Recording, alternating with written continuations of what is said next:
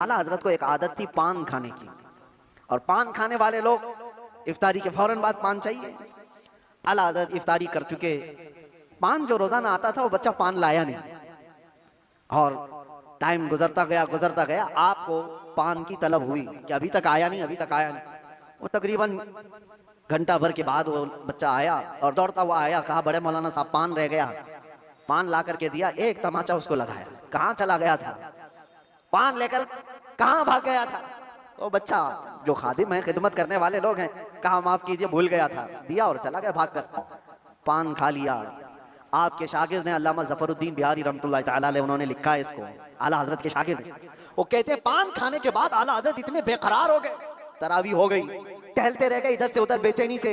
मैंने जाकर पूछा इमाम वक्त से, आला हजरत से, मौलाना ज़फ़रुद्दीन साहब फरमाते, कहा क्या वजह है। आला हजरत ने कहा मौलाना जाओ वो बच्चा कहाँ है उसको ढूंढ के लाओ।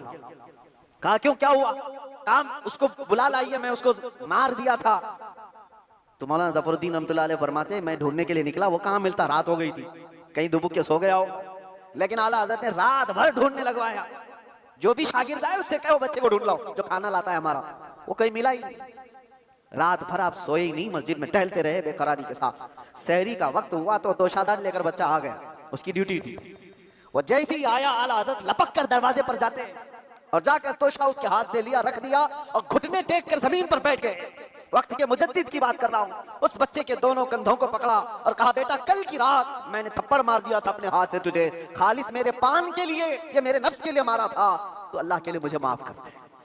वक्त का इमाम छोटे बच्चे से कह रहा है मुझे माफ कर दे। वो बच्चा कसमसा रहा है, घबरा रहा है। देखा है वक्त के बड़े बड़े फकीह और मुफ्तियान कराम इस इमाम के सामने बैठ जाते हैं अदब से, और ये वक्त का इमाम मुझसे माफी तलब कर रहा है। बच्चे ने कहा हुजूर छोड़ दीजिए, मैंने कुछ समझा ही नहीं, मुझे कुछ पता ही नहीं। आला हज़रत ने कहा नहीं ऐसा नहीं होगा, तू कह दे माफ किया।